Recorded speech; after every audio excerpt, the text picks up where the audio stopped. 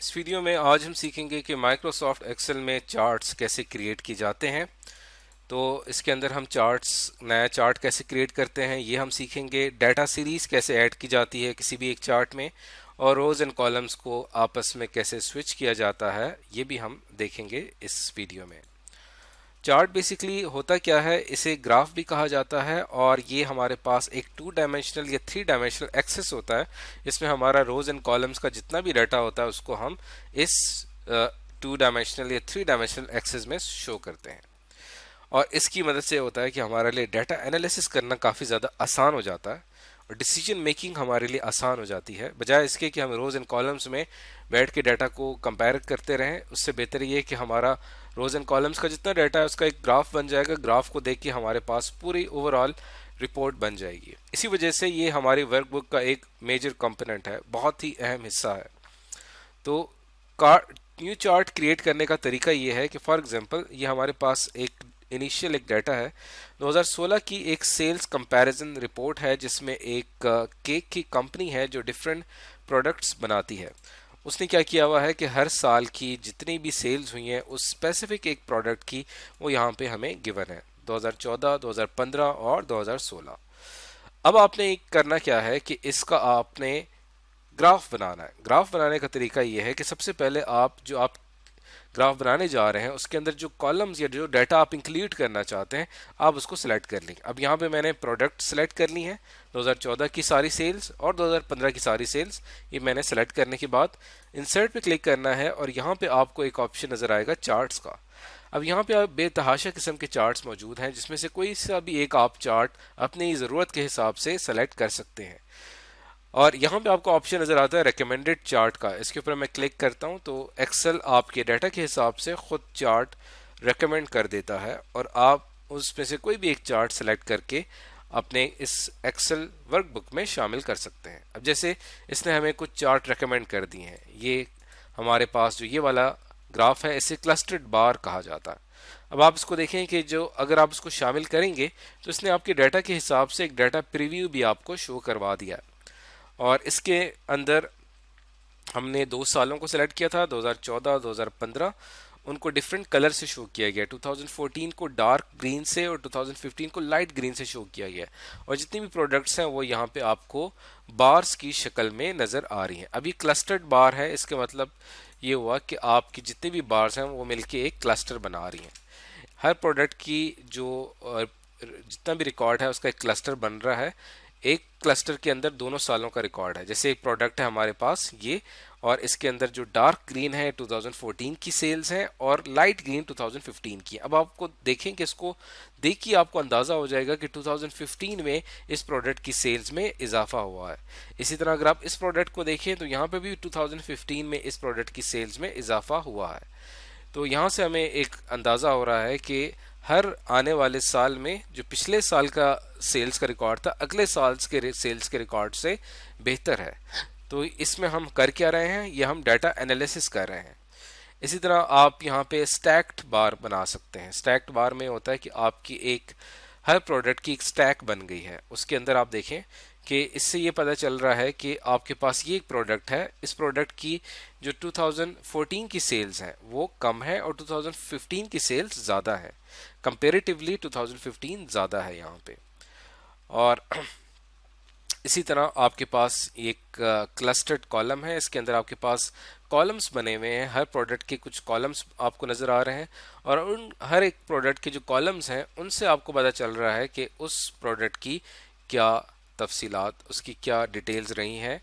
और इसी तरह आपके पास ये एक चार्ट टाइटल आता है, और ये भी एक चार्ट टाइटल है।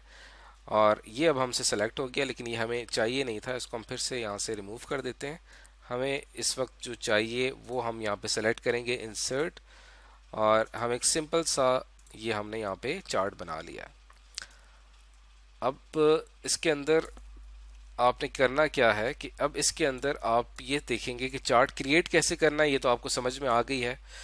अब यहाँ पे आपने अगर चार्ट का टाइटल ऐड करना है कि ये चार्ट किस बारे में है, तो आप यहाँ पे लिख सकते हैं ईयर्स कंपैरिजन, कि इसमें सालों का जो रिकॉर्ड है उसको कंपेयर किया गया है, ईयर कंपैरिजन। और अब यहाँ पे हमारे पास 2015 और 2014 का यहाँ पे रिकॉर्ड आपको नज़र आ रहा है।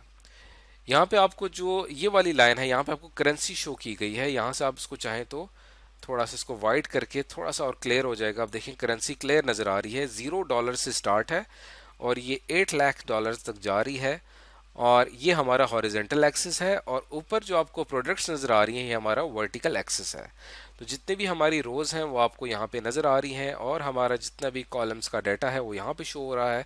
और यहाँ पे जो आपको 2015 और 2014 को कलर से शो किया गया है, इन्हें लेजेंड्स कहा जाता है, और लेजेंड वैल्यू बड़ी इंपॉर्टेंट होती है। अब आप देखें कि अब आप इसके अंदर अगर मज़ीद डाटा ऐड करना चाहते हैं तो उसके लिए आपने क्या करना है कि यहाँ पे आपको चार्ट पे मैं क्लिक करूँगा, आपको यहाँ पे डिज़ाइन का ऑप्शन नज़र आ रहा है। इसके ऊपर मैं क्लिक करने के बाद आपने क्लिक करना है सेलेक्ट डाटा के ऊपर। जैसे ही आप सेलेक्ट डाटा पे आएंगे तो ये आपकी सबसे पहले शीट का नाम बताएगा, सेल्स कंपैरिजन आपकी शीट नेम है, और इसमें ऑलरेडी 2014 और 15 कॉलम्स को तो ऐड किया गया है। मैं यहाँ पे 2016 को भी यहाँ पे ऐड करना चाहता हूँ, तो मैं क्लिक करूँगा ऐड के ऊपर, और फिर ये मुझसे पूछेगा कि जिस सीरीज़ को आप ऐड करना चाहते हैं उसका टाइटल क्या होगा। वो ये कॉलम है जिसको मैं ऐड करना चाहता हूँ, और यहाँ पे आप देखें सेल्स कंपैरिजन, और उसने खुद से इसका रेफरेंस यहाँ पे सेलेक्ट कर लिया है D2 यानी D कॉलम और 2 रो। और सेल्स वैल्यू जो है वो आप यहाँ पे आप रेंज सेलेक्ट करेंगे सेल्स वैल्यू की, और ये सारी वैल्यूज शो होनी चाहिए मेरे इस ग्राफ में। वैल्यूज मैंने सेलेक्ट की, सीरीज का नाम मैंने सेलेक्ट किया, ओके पे क्लिक किया तो देखें 2016 के नाम से एक और सीरीज ऐड हो जाएगी। ओके पे क्लिक करूंगा। अब अगर आप अपने ग्राफ को देखें तो इसके अंदर 2016 को भी एक खास कलर से शो किया गया है, और यहाँ ये पता चल रहा है कि 2016 में हर प्रोडक्ट की सेल मज़ीद बढ़ गई है, 4 लाख से और 5 लाख के दरमियान तक पहुंची हुई है इस प्रोडक्ट की। तो आपने देखा कि हमने पहले चार्ट बनाना सीखा, फिर उसमें हमने अगर कोई सीरीज़ किसी कॉलम का डाटा अगर आपने चार्ट में शामिल करना है तो उसका क्या तरीका होगा। और इसी तरह अगर मैं सेलेक्ट डाटा पे जाता हूँ और यहाँ पे आपके पास एक ऑप्शन नज़र आ रहा है, ये हमारे पास क्या है कॉलम्स हैं और ये हमारे पास रोज़ हैं।